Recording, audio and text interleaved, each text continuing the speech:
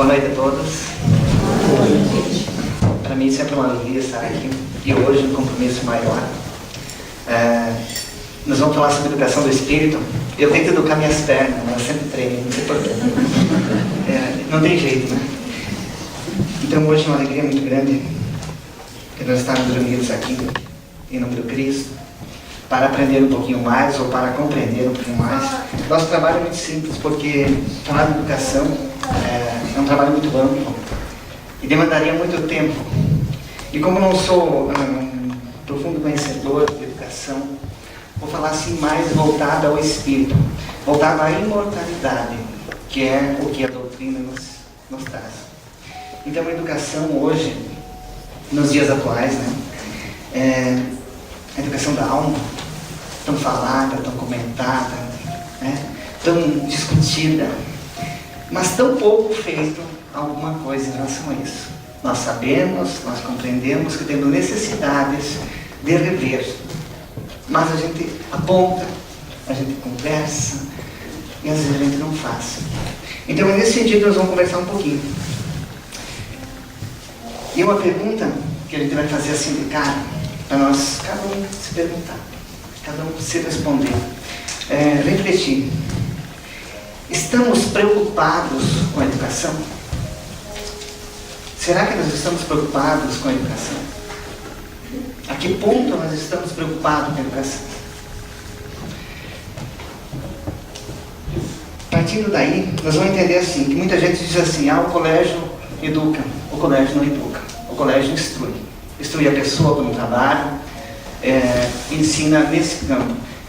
A gente vai ver que quem educa é o núcleo familiar. A gente sabe que é na família, é no lar, que nasce ali a educação. Então nós vamos fazer outra pergunta. Quem é o educando? E quem está aprendendo? Na verdade, todos nós estamos aqui aprendendo. Independente da idade, independente da condição financeira, independente de um monte de motivos. Então todos nós estamos aqui aprendendo e ensinando. Essa é uma questão muito importante. Estamos ensinando o quê?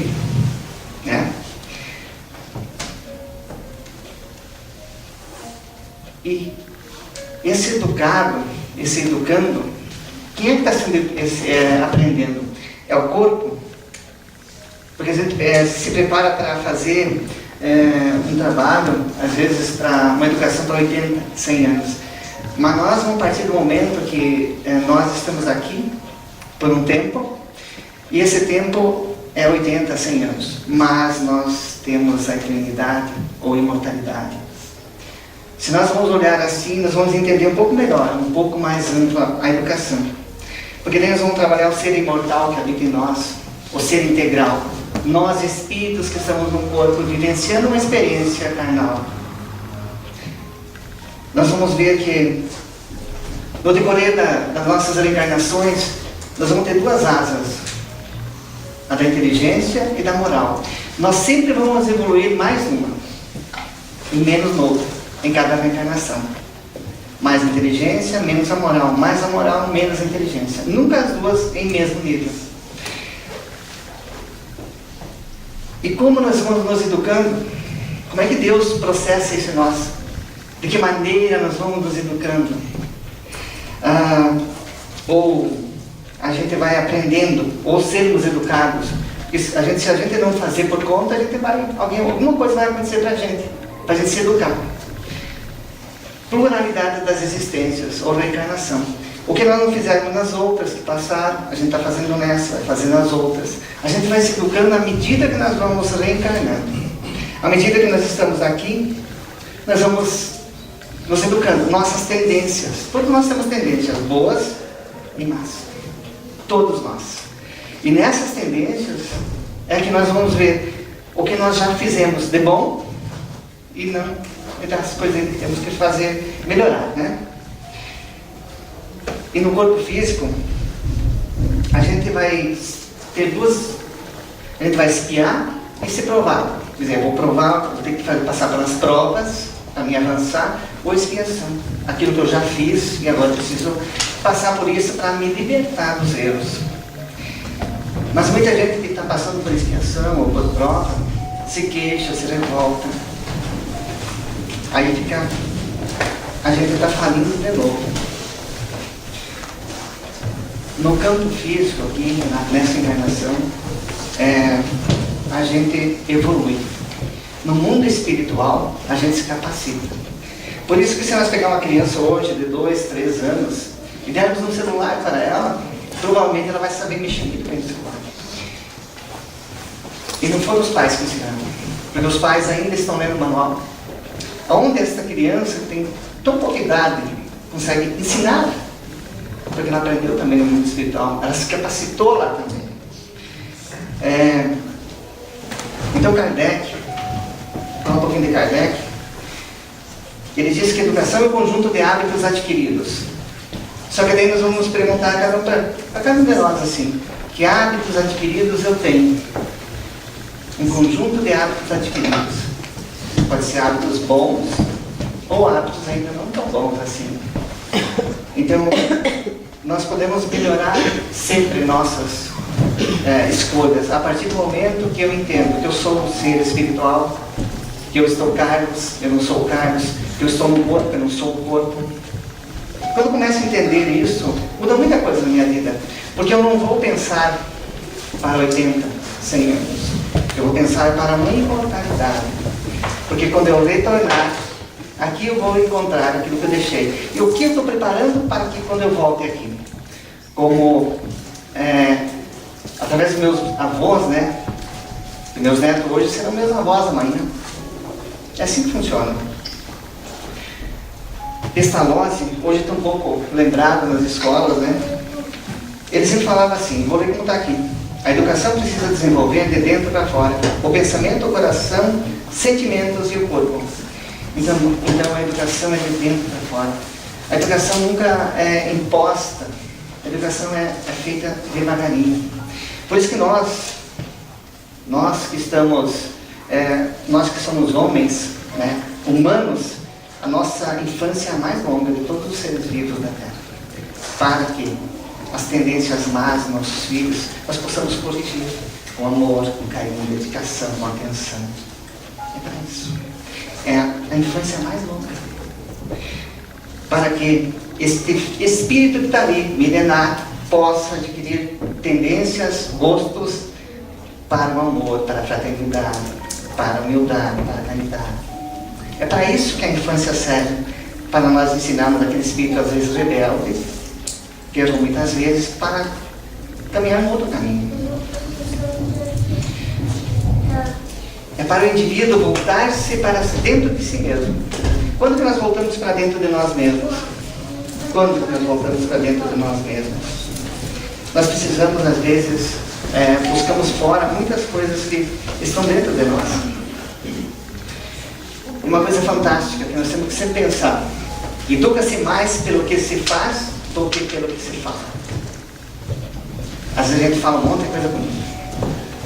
Às vezes a gente vê pessoas com uma oratória maravilhosa, mas com atitudes tristes. Fala muito bonito, ensina muito bonito, mas não pratica. E o que conta para nós que somos educadores, que estamos nos educando, é com exemplo.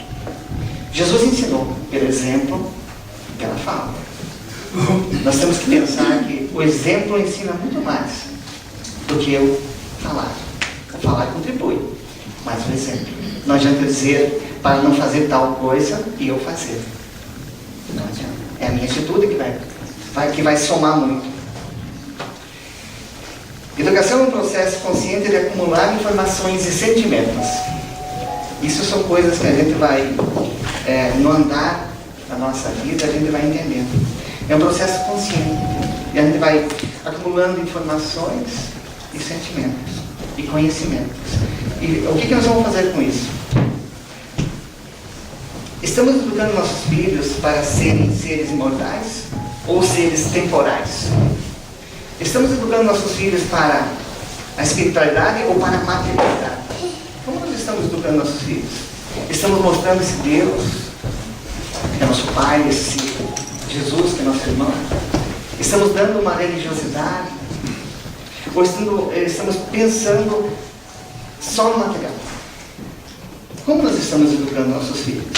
É um questionamento que a gente precisa fazer. Porque se nós educarmos com afeição, com amor, isso vai gerar, no crescer, quando se tornar adolescente e adulto, nós vamos receber isso de volta e a sociedade vai receber isso de volta. Mas se nós educarmos com orgulho, egoísmo, nós vamos receber de volta isso, e a sociedade vai receber de volta. O planeta vai receber isso de volta. Às vezes, falta tempo. Tempo para ficarmos com as pessoas que amamos, principalmente quem tem filhos, né, na correria. E às vezes a gente, para preencher esse vazio, a gente coloca coisas materiais. Coisas materiais. Um carro, celulares, roupas. Para preencher o tempo que eu não tenho para estar com meu filho. O que estou ensinando para o meu filho? O que estou fazendo com meu filho? Será que quando ele crescer, se tornar um pouco mais orgulhoso e egoísta, a responsabilidade não será minha? Não se preenche vazio com coisas materiais. Não se preenche. E às vezes, a gente dói no coração. A gente diz não. Você tem 16 anos de idade, você não deve ficar fora até tal hora. Dói no coração não dar tal coisa para o filho. Dói. Mas esse não vai ser muito bom para o filho. Porque o não educa muito mais que você. Na nossa sociedade, muito materialista no dia de hoje, o sim está muito... Tudo é sim pode fazer, está liberado. Não é bem assim que funciona. Os filhos estão mandando nos pais. Nós temos que parar e pensar um pouquinho nisso. A gente se queixa de muitas situações, lá não sei de onde, lá não sei de quem, mas o que nós estamos fazendo para modificar o nosso lar, a nossa vida, o nosso centro de convivência, a nossa cidade? O que nós estamos fazendo? Allan Kardec, através dos diálogos com os benfeitores espirituais, diz que a transformação moral só poderá acontecer pela educação moral.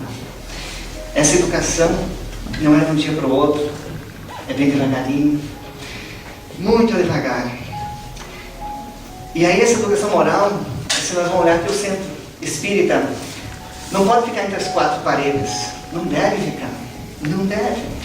Não adianta nós ter educação aqui dentro, chegarmos aqui no centro, brinquei com o Maurício antes, cadê a auréolazinha? Não adianta nós chegarmos aqui, se mostrar um bom cristão aqui dentro. Não adianta. Então, essa educação, não é só aqui dentro. E como é que nós vamos levar isso aqui para fora?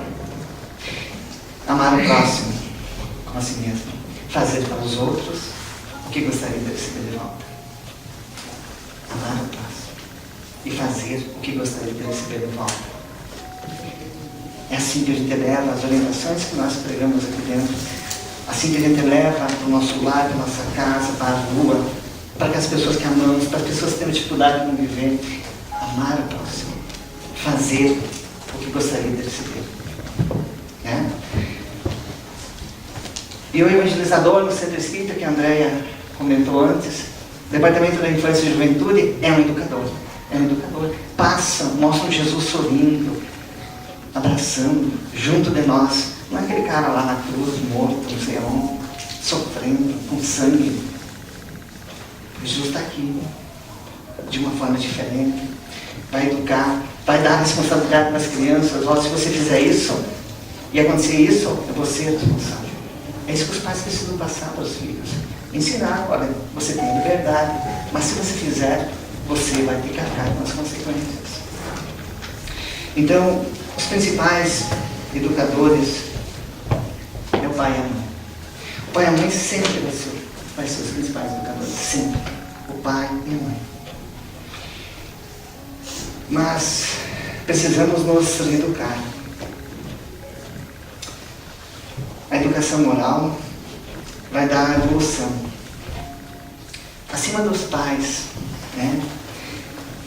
tem o maior educador de todos os tempos. O maior. que aceitou ser chamado de mestre, o único título que aceitou. Nosso amigo, nosso irmão, nosso guia, nosso modelo, Jesus.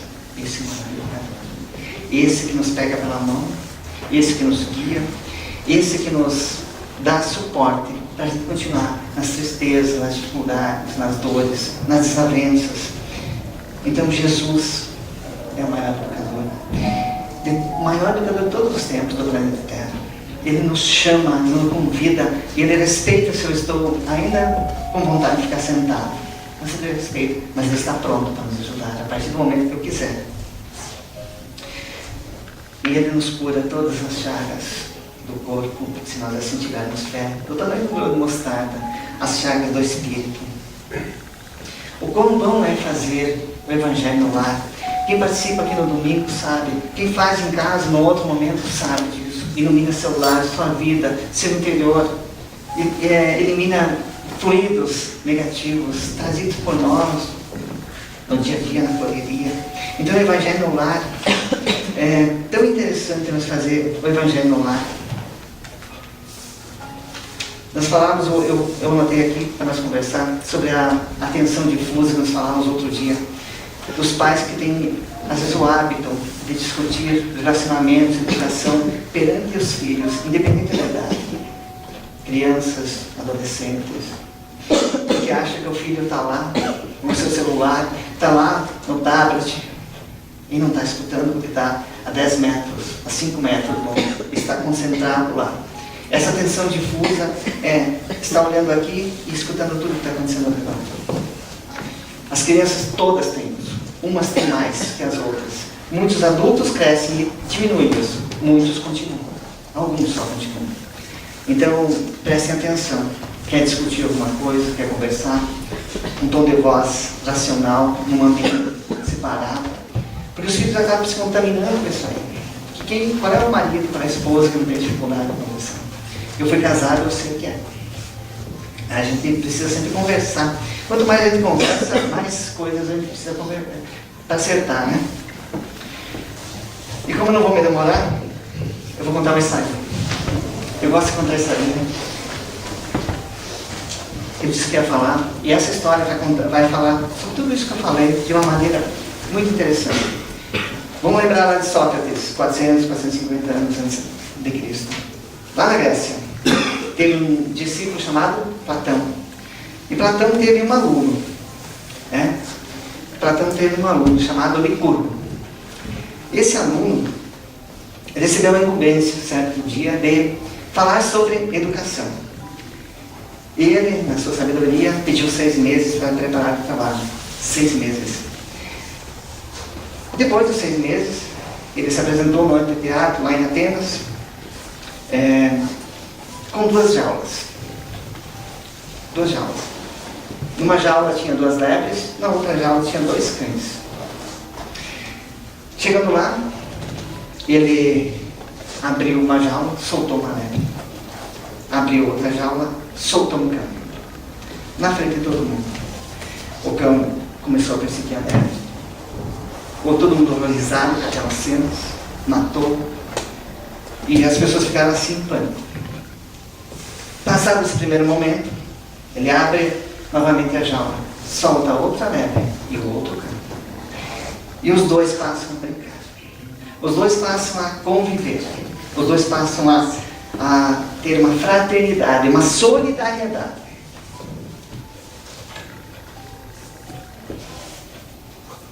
E Licurgo, depois que fez isso, começa o trabalho, começa a falar. Os 2 cães, mesma raça, mesma idade, mesma comida.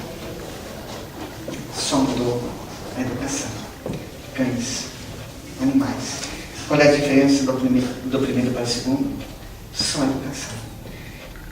Só para nós entender, se os animais nós podemos transformá-los, que está no instinto de conservação, de caça, de sobrevivência. Se está no instinto, a gente consegue ensinar. Por que nós não podemos nos educar? Que temos o livre-arbítrio, que temos a capacidade de entender e compreender, que temos a capacidade da fé raciocinada hoje, que hoje nós podemos enxergar tudo diferente. A doutrina espírita nos dá vasto campo. Então, esse aluno de Platão, ele ensinou que dá para fazer diferente. Mas não dá para esperar. Nós precisamos fazer a nossa parte.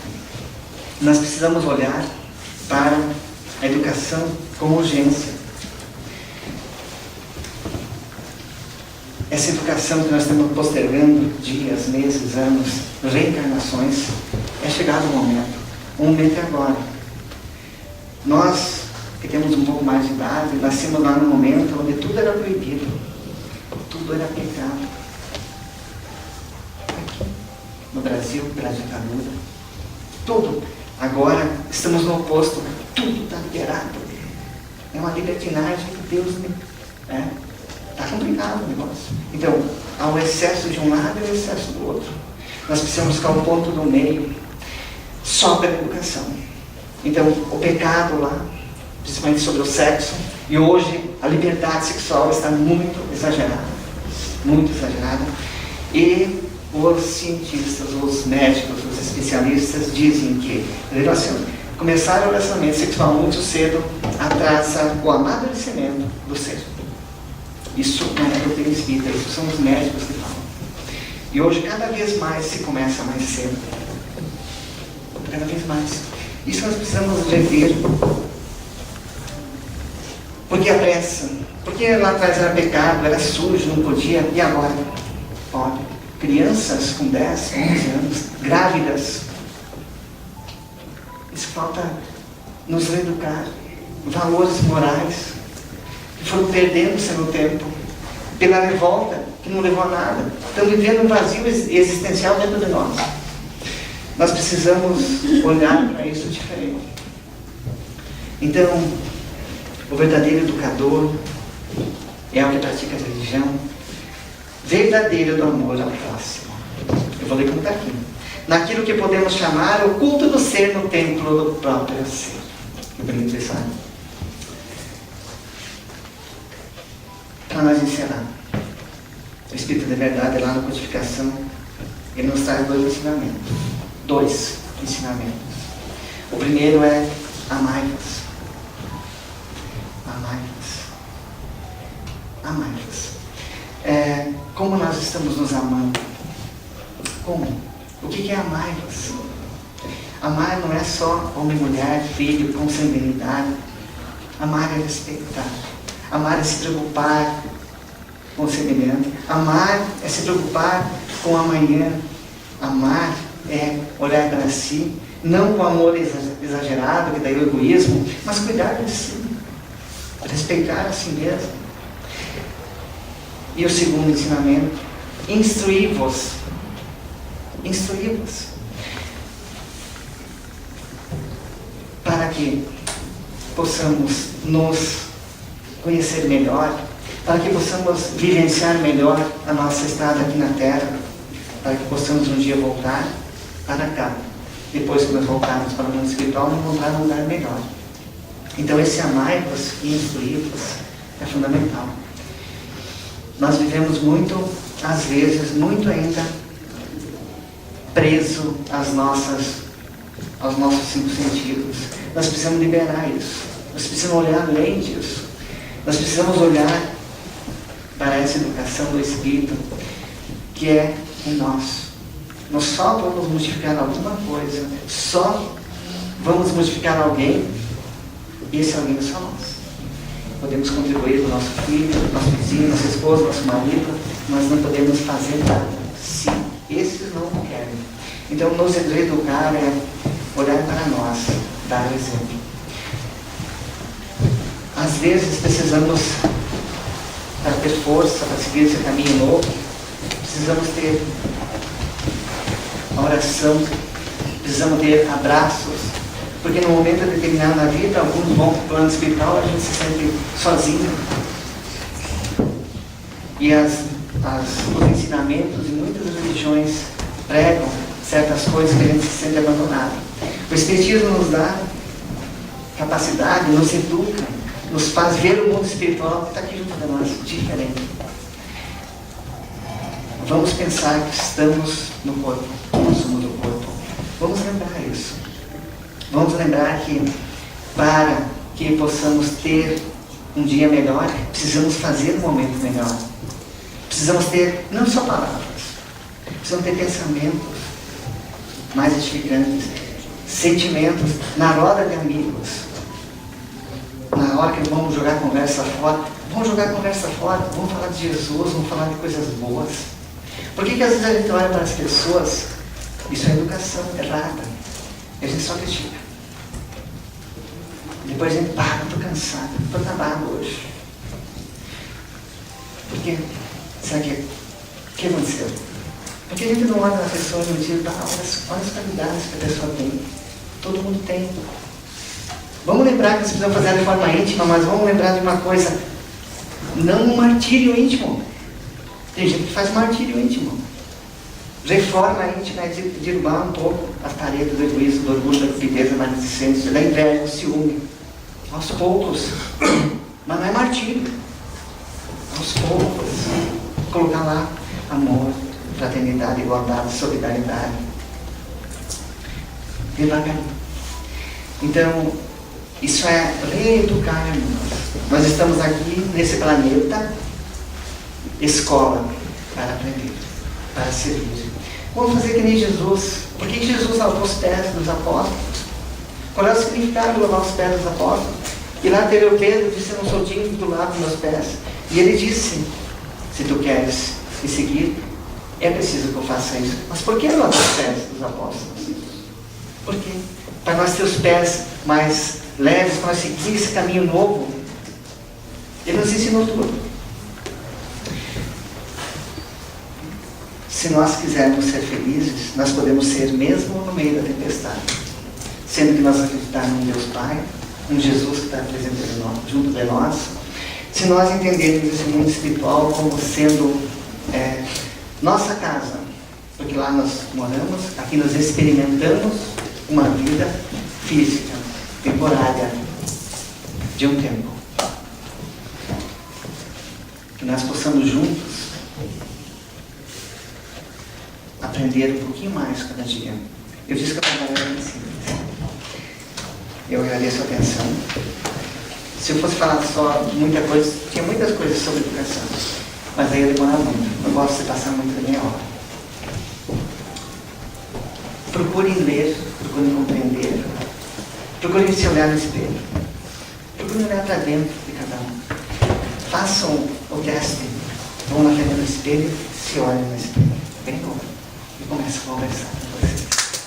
Experimentem para mim. Tem um resultado maravilhoso quando a gente consegue olhar nos olhos da gente, porque às vezes a gente não consegue. Então vamos olhar para nós, olhar aquilo que nós precisamos modificar, olhar aquilo que nós já adquirimos, trocar às vezes de sentimentos, esses sentimentos que não nos trazem nada de bom. Às vezes, quando a gente fala, questiona, aponta, julga, condena, sem saber nada da vida do outro. Isso é educação. Nós precisamos fazer isso, é educação moral. É urgente, não é para hoje, é para ontem. E nós estamos vivendo um momento maravilhoso no planeta Terra, dele que está saindo de provas e expiações para a regeneração. Nós queremos ficar aqui ou ser expulsos daqui? Cabe a cada um contribuir para ficar ou para sair. Isso que nós precisamos pensar. Dá um tempo para nós por dia para avaliar a nós mesmos. Olhar para nós, conversar conosco mesmo. O que eu preciso mudar? Fazer aquele exame de consciência, como o Santo Agostinho sempre nos fala, não lá, a retrospectiva lá no último ano, no último dia do mês de dezembro. Lá no último dia do ano. É muito pouco. Precisamos fazer mais. Precisamos olhar para nós mais. Precisamos nos educar moralmente. Precisamos buscar a moral. Isso nós precisamos com urgência. Todos nós.